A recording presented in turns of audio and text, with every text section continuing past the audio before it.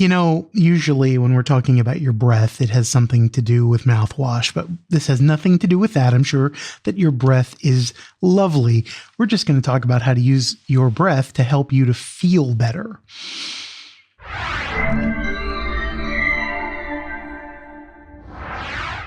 Normally when people on videos talk to you about your breath, it's usually something to do with selling you mouthwash.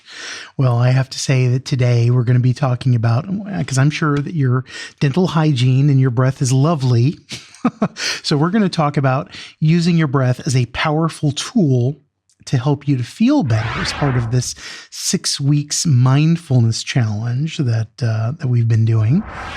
But before we do that, I just want to remind you, if you haven't already, please subscribe and please like this kind of video if this is the kind of thing that you want to see me do more of. But let's talk about your breath. And I just can't help but think that, that I should be holding up a bottle of Listerine here as some sort of a product placement, but no. This is just talking about breathing. Now, in the last video, we talked about a posture exercise that's called the golden thread.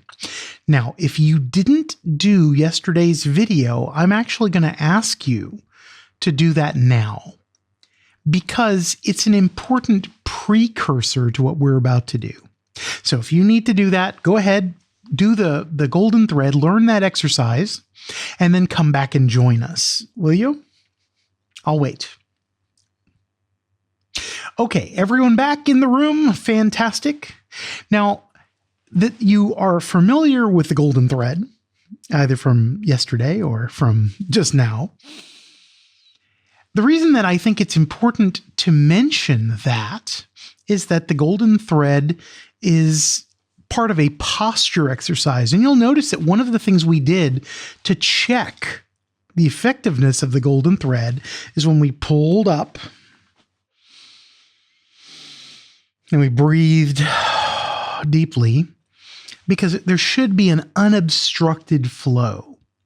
Now, again, I'm assuming that you don't have a problem with a deviated septum or a head cold or sinus issues or something like that. If you've got one of those things going on, then wait for your cold to be done, or go see an ear, nose, and throat specialist about your deviated septum, or do whatever you need to do so that you can breathe deeply. Now, most of you who are looking at me can tell that my schnoz isn't exactly straight, and that's because I took a big wham in the face earlier in my life that let my nose go in a new direction. But anyway, I can still breathe reasonably well, reasonably unobstructed.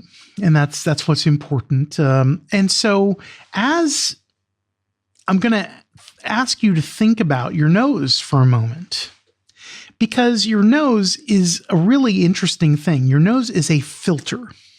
As you know, on the inside of your nose, you've got mucous membranes.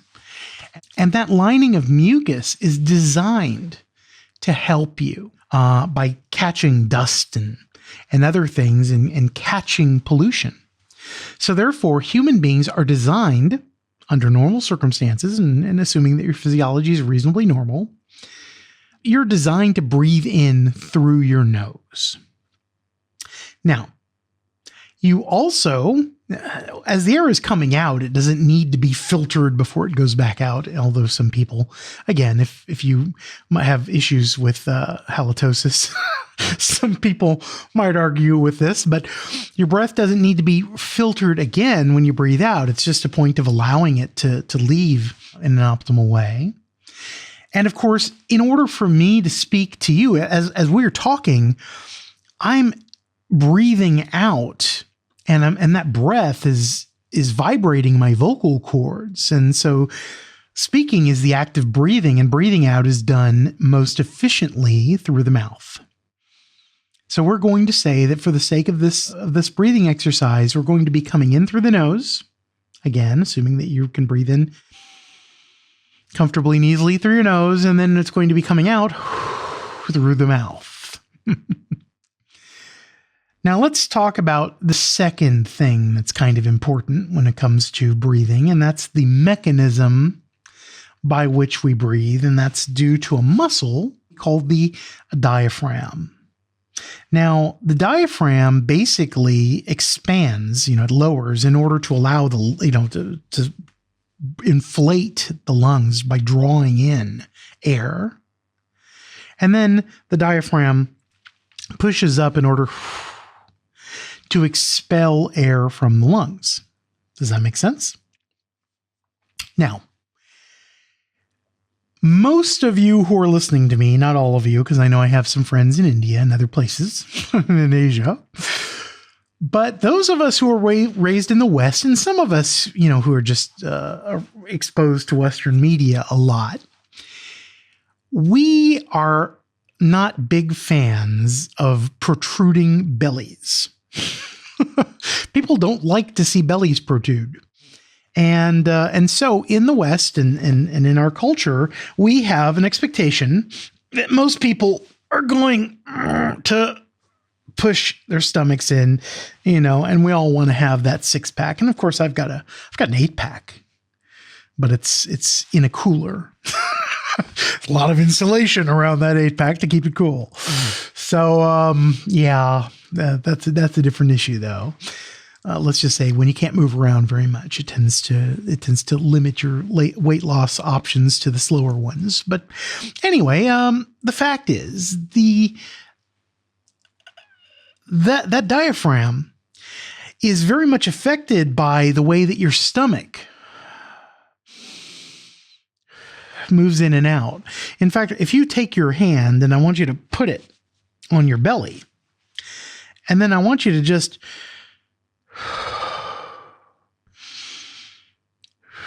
feel that going in and out. If you let go of that Western notion of holding in your belly a little bit and you let it sort of go in and out, you will breathe much more easier and you will breathe much more deeply.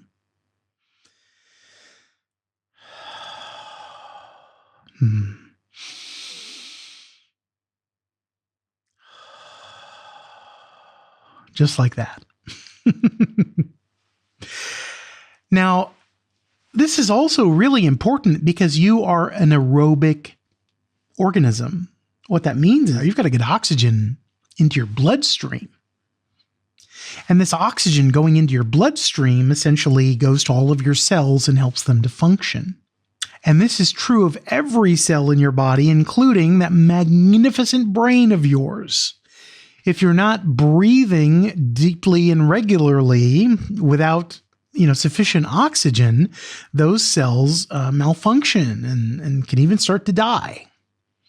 So it's really, really important to allow yourself to breathe deeply and fully at every possible occasion. I understand that sometimes, you can't, but most of the time, most every time you breathe, you should breathe deeply, fully, and completely. Does that make sense? Okay.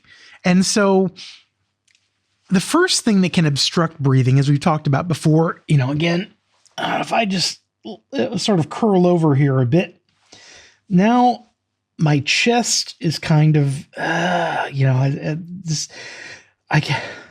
breathing in deeply is not easy when you're curled up into a ball. That's already better. So that golden thread exercise, the reason I had you practice it is that I want for you to do this as the first step in the breathing process that we're about to do.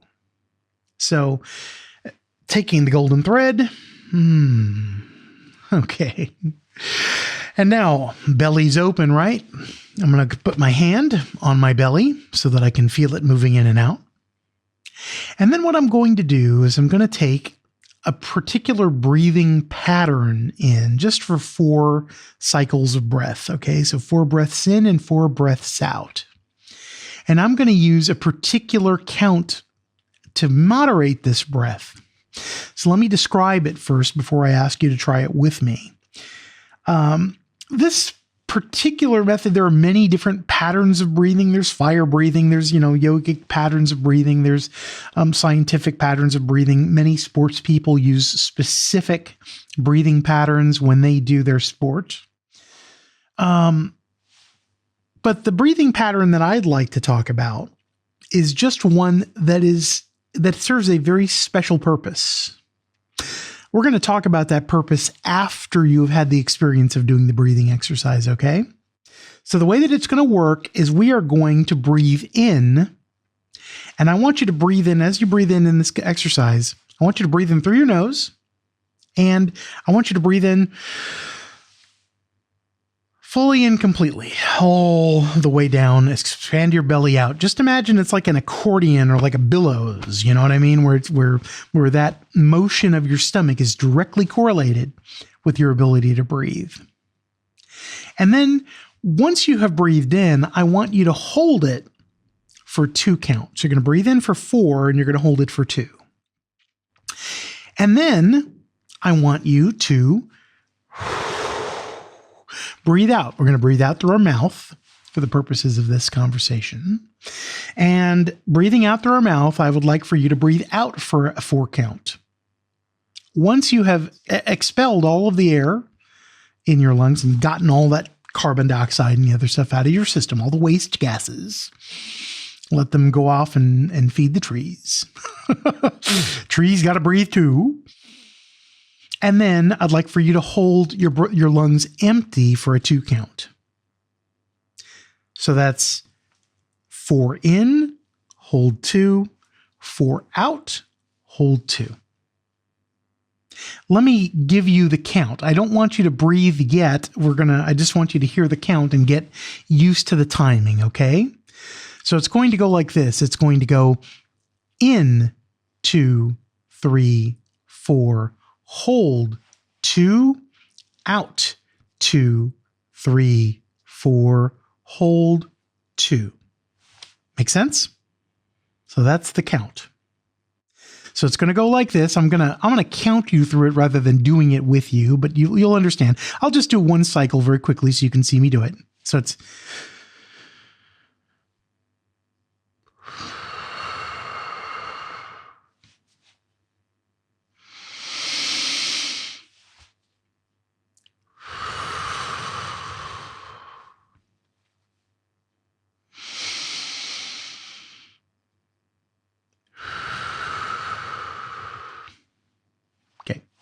so that's my patterning.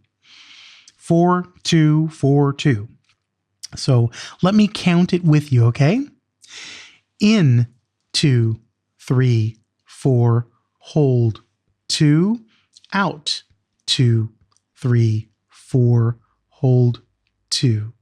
In, 2, 3, 4, hold 2, out 2, 3, 4, hold 2, in 2, 3, 4, hold 2, out 2, 3, 4, hold 2, in 2, 3, 4, hold 2, out 2, 3, 4, hold 2. So, what was that like? Now, I want you to just take a moment and just kind of do an evaluation. What do you feel like? What are your energy levels? What's your clarity? How does this compare to the way that things were at the beginning of this video? Now, if you're like most people, and look, in the comments below, share it. What was that like for you? Because I'd love to read your responses. Now, for most people, what's really interesting about that particular pattern is they feel really relaxed, and yet simultaneously, they might feel a little bit of a buzz. They feel a little bit energized. Now, what I call this a ready state. So in other words, this relaxes you. It gives you a moment of calm. It gives you a moment of focus. But also all of that extra oxygen running through your brain in addition to getting your muscles relaxed and organized properly, all of that oxygen is making you clear and sharp and ready to do something.